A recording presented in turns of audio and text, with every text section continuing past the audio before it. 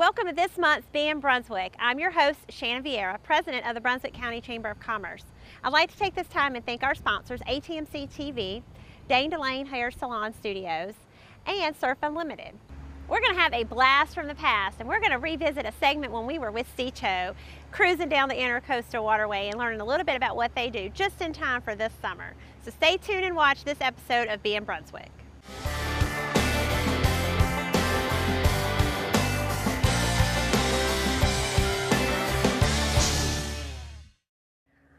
Welcome to Being Brunswick. I am here with Seato owners Clay and Heather Hughes. Thank y'all so much for being on the show today. Thank you for having us. We're excited to be able to come out and learn a little bit about what you guys do in your business on a daily basis, pretty much year round. So tell us a little bit about Seato. How long have y'all been here doing this? This was a part-time job at Wrightsville Beach in 1991 when I was in college. We eventually bought the franchise here in 2004. So we've been running it full-time since then, and then last year we actually bought the Myrtle Beach franchise, so we have that area as well. So what is your area that you cover now with the new purchase of Myrtle Beach area? We now cover, it's about 5 miles up the Cape Fear River from Southport all the way down to the Socastee Swing Bridge down in Myrtle Beach. So about 80 miles of intercoastal waterway that we cover, and the offshore waters. 80 miles, that's a lot of coverage area for you guys. That's amazing. Yeah, it's a challenge sometimes, but we love it. I mean, it's kind of in our blood. So how many people do you have to employ to be able to cover that miles? I've got 6 captains, and then myself, and then we've got Heather's always helping us, and then we've got a full-time lady that works in our office, Jewel. Mm-hmm. She's our dispatcher, so we got 8 or 9 total. Wonderful. So, yeah. You guys have a new location as well for your corporate offices, right? Yes, we are very excited. It's been a hectic week because we're still moving into our new office, but we are now going to be located, it's 837 Brick Landing Road. That's a Shallotte address on 179 between Shallotte and Ocean Isle. It gives us, we own it now, and it gives us a lot more space to stretch our legs a little bit, and very proud of our new shop. So. Well, we look forward to having a ribbon cutting out there soon so everybody can see your new location. I can't wait. We'll schedule that. To do that. So right now, I think what we're going to do is we're going to get out on one of your boats and kind of do a little tour, and we'll talk about what you guys do a little bit more on the water. Okay, great. Let's go do it. All right.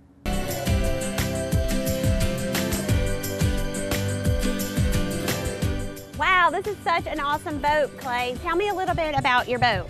Yeah, this is it's a Zodiac is the make. It's 30 foot in length. Obviously, it's got air tubes, which is good for a number of reasons. It makes it wide and stable.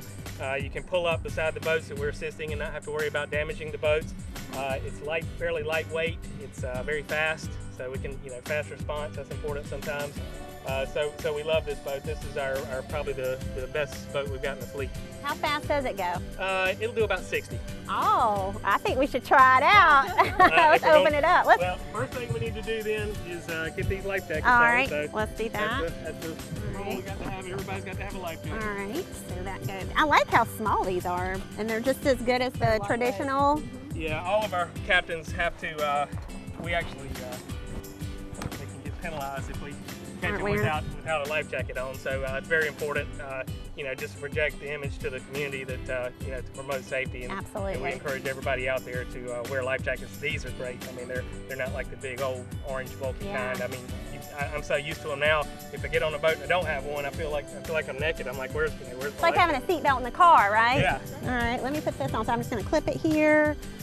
Anything else I need to do? Here, and just pull her a little bit snug. And I don't want to hit that yellow button, right? That's going to inflate it. You don't want to pull that. And, I got it. All right, so let's get on board.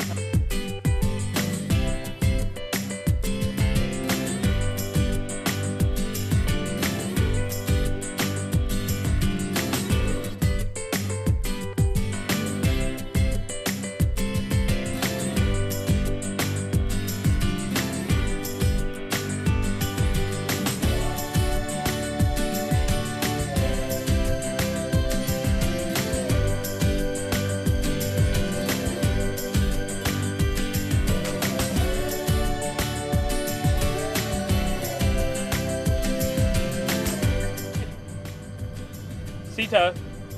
Yeah, so we have a call for you. Okay, what you got? It'll be Okay. What's the description of the boat? It's a 2016 19-foot Stingray, white and gray. Okay. The name of the boat is Captain Caden. Captain Caden. Do you have it in Phil Squared? Yes, I do. He's going to be on the ICW, the east end of Ocean Isle Beach. Okay. I'll put in a 5-minute ETA, and if you can pass that on to him, he should also get the text. Roger, sounds good. Okay. Thanks, sir. No problem. All right. So right now we just got a call for, what was it, Got a battery jump on the east end of Ocean Isle, and then I'll also should have the text. Okay, when we get calls now with our new system, CTO dispatch member, battery jump assigned to your franchise. I've got the member name, his phone number, and the boat location and his location. So I also get it on text, and then it'll be in my Phil Squared app, which is what we use to dispatch calls. So I can click on this, and I will find the job. And here it is right here. So I got all my information. It tells me where he's at, what he's needing, and we're going to get going underway now. So I'm going to hit out, and that's going to record the time that I'm out, and that's going to record the position that we left from, and that'll put it all in the login job at the end. The receipt that we give him, it'll tell him what time we left, where we were when we left. When I get on scene, we'll click that. So we're gonna hit out, and we'll go ahead and get going to his position and see if we can get him help. All right.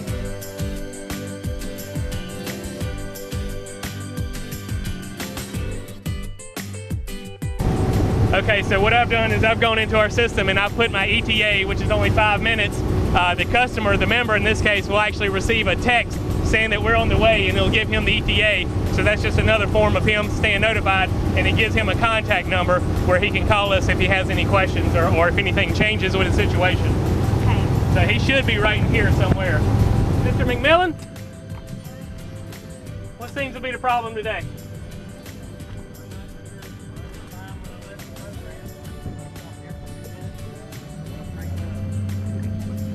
Won't turn over anything? No, I'm not real sure. Must be a dead battery. Okay, yeah, that's what it came in as a possible battery jump. So we can, I've got Shannon here with me today. We can get her to help you with a battery jump. Nice to meet you. You too. Thank you for. Sure, I didn't know. Get on that side. My battery's over there, but either way. Okay. You're the expert. All right, I'm gonna back off and pull just a little bit closer to you. That way we don't have to get off on the beach and we can go straight over. All right. So what are we going to do right now? All right, Clay? we're gonna attempt to jump his battery so we don't have to tow him. That way he can get going and continue to enjoy his day out on the water. So I keep all my dry goods in here. So we will get our little handy dandy jump box out. Okay. So kind of like a car deal, Yeah, like not a much car, but, difference. We've got a nice waterproof box here. Okay. It's actually got super capacitors in there, so it's, Oh, wow. it's heavy duty, and some things don't work very long on a boat in saltwater environment, but this thing's pretty tough. So, All right, wonderful. So do we just climb over? All right, sure. Can you get across there? Yeah. Do you mind if I step on your seat? I do not. Okay, thank you. My son does it all the time.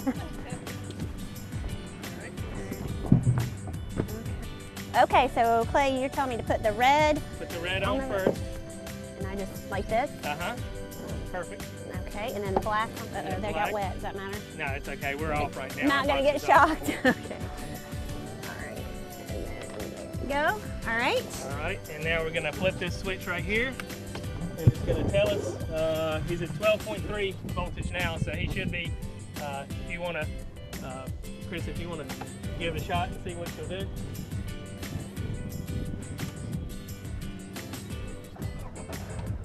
Perfect. All right. So that's it. You Sure just. wasn't doing that 5 minutes. Yeah, that's, It's like kind of instantaneous. So do we just take these right off? yeah, I've got it Okay. off now, so you can take the black one off first. All right, and the other one. Thank you so much. Oh, you're welcome. Thank you. Appreciate you being a member. Wonderful. It's no charge. I'll get your signature here, and I'm going to create an invoice here. Good job. All right, Chris, just give me 1 second here, and I'll get your signature.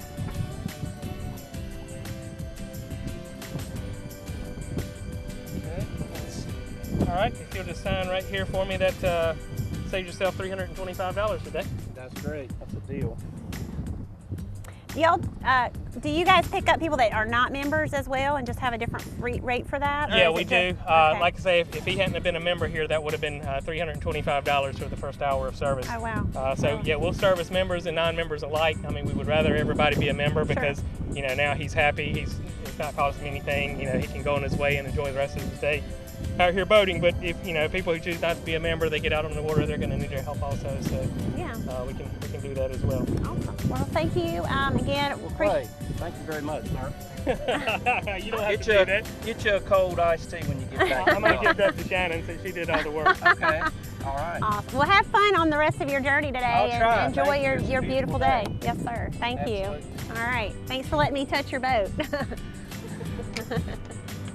Well, good job. Woo! You did great. Whoa! I feel like a pirate, but a good pirate. Start coming on the boat with us all the time. Hey, yeah. That was pretty good. That was a great, quick and easy. That was an easy one, and he's happy. He's a member, so yeah, So your membership, they can join. There's like an annual fee or something like that, or yeah, monthly fee? Our membership is $179 a year, and that covers you for a year, and that covers every boat you own, including jet skis. A lot of people down here we find have their big boat, their small boat, a couple of jet skis, and that covers everything, whether they're on it or not. And so it's free towing, battery jumps, fuel drops, ungroundings. There's a sandbar here right in front of us. A lot of people tend to find that. We'll pull them off. That's included in the membership. And you know, we'll have tows, especially offshore tows, where you have a lot of time involved that can easily run up into the thousands of dollars if you're not a member. So it's our preference that everybody's a member. It makes our job easier, just like with Chris, just sign and go. You know, might have to worry about boat problems being fixed, but you don't have to worry about a large tow bill. So wow, I mean, that was a great savings. I mean, he pretty much paid for his, you know, it was a $300 yeah, it would have been charge $325 minimum 1 hour. So and he only paid $179 a year. That's for the service, and that's pretty amazing. Is there anything else that we haven't talked about today that you want us to mention about CETO and what you guys do? We mentioned, you know, when we put our life jackets on, we talked about safety. We try to be avid promoters of safety because some of the things that we see on the water, some of the kind of foolish things that people do, unfortunately a lot of it is when there's alcohol involved on the boat. But we see a lot of things on the water that can be very dangerous. We've actually assisted before with helping people, pulling people out of the water.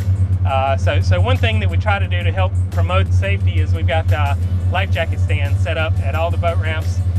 Most of the boat ramps in Brunswick County, I think we've got 9 stands set up now. So every public boat ramp and some of the private boat ramps now that you'll go to, you'll see life jacket stands that were actually provided by North Carolina Wildlife, and we provide the life jackets on there in every size from infant all the way up to oversized adult. So if somebody gets to the ramp and they realize that they forgot their life jackets, you know, obviously children have to wear them while underway, and sometimes they don't have the right size, so we provide those. We do that through the CETO Foundation just as a benefit to the community. Wonderful. So that's you know, just something else that we try to do to give back to the community. And that's kind of an honor system. They borrow and put it back when they're done. Exactly, yeah. Okay. And it explains it on there is just, you know, use it for the day, or if you're in town for the week, use it for the week and return it. And surprisingly, most people return those. I mean, you know, I was scared we were going to be out there restocking them every week, but I stopped by one in Holden Beach one day, and there's only 2 out of about 10 life jackets there, and I was like, okay, I got to go back and restock. I went back, got 8 more life jackets the next day, brought it back, and there was 9 life jackets on the stand. Everybody had come back and returned them, so it gave me a good feeling. You know, it's kind of, the program's working, I think. Well, I want to thank you for allowing me and ATMC to come out today and get on the water and see what you guys do. I'm very impressed with your operation, the technology, the opportunity to help, you know, people that are stranded in our waterways, and the safety component that you do. So thank you so much, Clay and Heather, for having us out here. So Absolutely. Thank you. Well, you gotta drive the boat before you leave, yes, right? I do. So how do I do that? Just you switch places with me here, and you can get at the wheel. All right. And these are the throttles. Yeah. One for each engine, so you can go as fast or as slow as you feel comfortable with. So do you do one or both? You can hold them in the middle and kind of do both. All right, so we're going like 5 knots, so we're gonna punch this up now. This is really crazy. Am I supposed to turn this too? You can turn it, just keep that red marker on your starboard side. You know your starboard side? Right side? That's right, All very right. good. Only because it's on the right side. Okay, that one was obvious. All right. Okay, this is great. Well, Well, thank you all again, and I appreciate the opportunity to be out here. Well, thanks for having us, and anytime you can come right along. All right.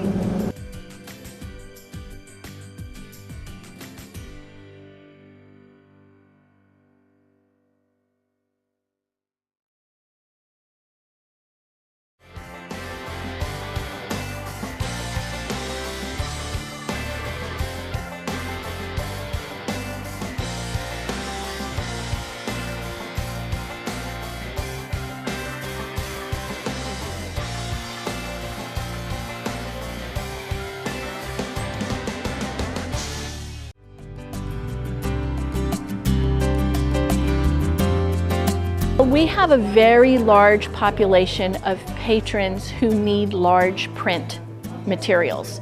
Some of our patrons only read large print materials and cannot read anything else. And we had a very small percentage of our collection that was large print.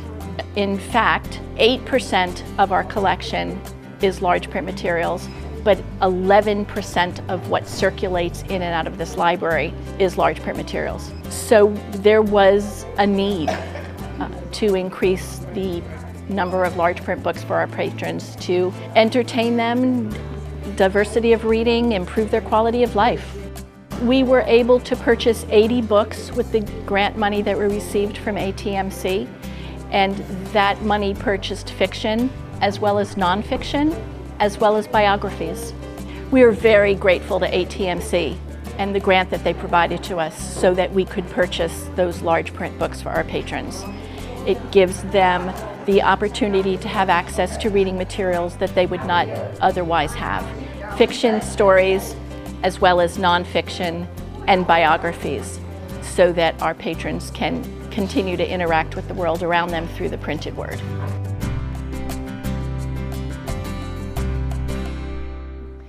Welcome back, and I hope you enjoyed the CETO segment. Now we're going to kind of switch gears a little bit. Recently we had a Brunsco Biz Breakfast series that our chamber has been hosting along with the South Brunswick Business Development Committee. And we're going to give you a little taste of that breakfast where we had Congressman David Rouser and local CPA Davis Milligan talk about the upcoming new tax laws and tax reform that will be affecting all of our small businesses here. So please stay tuned and watch Being Brunswick. Well, thank you very much. It's a great pleasure to be here with you this morning, and this is such a beautiful part of the district. As I was coming over the river from Wilmington this morning, I always enjoy that drive. Just such a beautiful, beautiful area. We're very, very fortunate to have such beautiful resources right here in our backyard. I want to talk a little bit about the overall picture as it related to the environment that led up to tax reform, the things that are transpiring in the economy today. And in fact, on the way over here, I was happened to be listening to the news and heard that the Federal Reserve is anticipating that the second quarter growth is going to be close to 4.1 GDP. Which we've not seen 4.1 GDP, I think, since the roaring 90s and the 80s. And that is all attributable to the much better and stronger business climate that we have in place today, which goes back to the policies that we've been working so hard on the last year and a half in particular. With the election of President Trump, who 50% of the country loves, 50% of the country hates, there is significant change taking place in Washington. Two of the main items, number one is the regulatory reform efforts that are taking place. Most of that is done from the executive branch side administratively. Some of that has also been done through the use of Congressional Review Acts. Congress has passed 15 of those actually, and the President has signed 14 of those into law.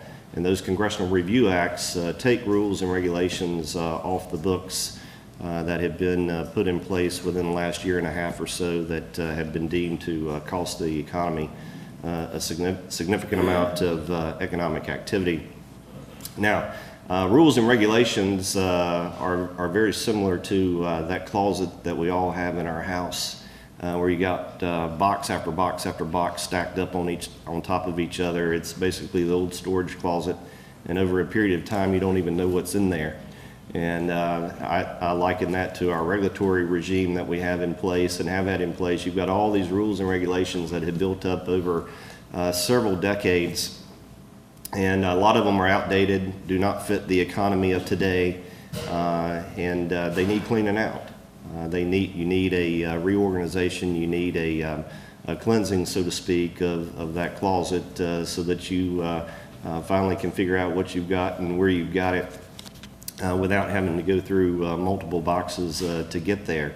And those rules and regulations basically are akin to a stop sign or a stoplight every 10 feet on the interstate. You need to know that you drive on the right side of the road. You need to know that you stop at a stop sign, that you have stop lights. So that's all important at its appropriate place, but you don't need a stop sign or a stoplight every 10 feet. And that's basically what our regulatory regime had become. So systematically, this administration has directed every agency across the board to go in and basically clean out that closet and repeal those rules and regulations that no longer apply to the economy of today. It's not getting rid of rules and regulations, to harm the environment or do any of that type of thing that you see a lot in the press or that folks like to focus on from time to time, particularly as a political campaign gets heated up. Is to get rid of those rules and regulations that are hindering the economy that no longer apply to the economy of today. For every new rule and regulation this administration has put in place, they have repealed roughly 22 or 23. That's a significant achievement, and that is in large part one of the main reasons why the economy is doing as well as it's doing, and why you saw the stock market increase so rapidly last year, because we didn't have tax reform done at that point in time. They were responding to the regulatory changes that were being made. And then with the tax reform effort that was achieved, that has helped dramatically as well. I brought with me a couple of surveys, one done by the National Association of Manufacturers, where they polled all their members, and it says 77% of the manufacturers are already reporting that they plan to increase hiring thanks to tax reform. 72% of manufacturers report that they plan to increase wages or benefits for their workers. And we're already starting to see that and have been seeing it since tax reform was put into place. A recent member survey showed 86% of manufacturers are reporting that they plan to increase investments thanks to tax reform. 93% of manufacturers report a positive outlook for their companies and the economy in the latest National Association of Manufacturers Outlook Survey, which is a record high level of optimism with tax reform cited as the major reason for it. That's from the National Association of Manufacturers. The NFIB, the National Federation of Independent Business, some of you are probably a member of NFIB. And we did a lot in the tax reform bill to help small businesses.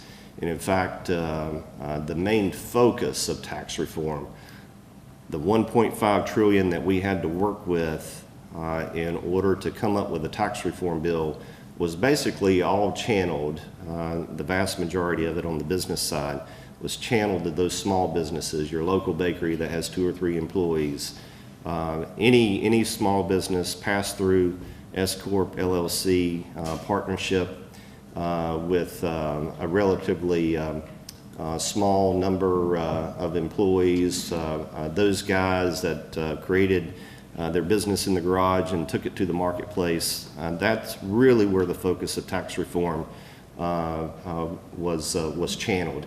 The other component of tax reform on the business side that's been really, really helpful and very important to the growth of the economy is making our tax system competitive in the world market again. Last time we had major tax reform was in the mid-1980s. It took Ronald Reagan 3 times, 3 tries, in order to get a final tax reform bill in 1986, 1987. That's been 31 years ago. The world has changed dramatically over the course of the last 3 decades from an economic standpoint, but there's still a lot of complexity to it. And over time, we're going to continue to try to push things so that we have a fair, more opportunistic tax code that works for everyone. Thank you very much.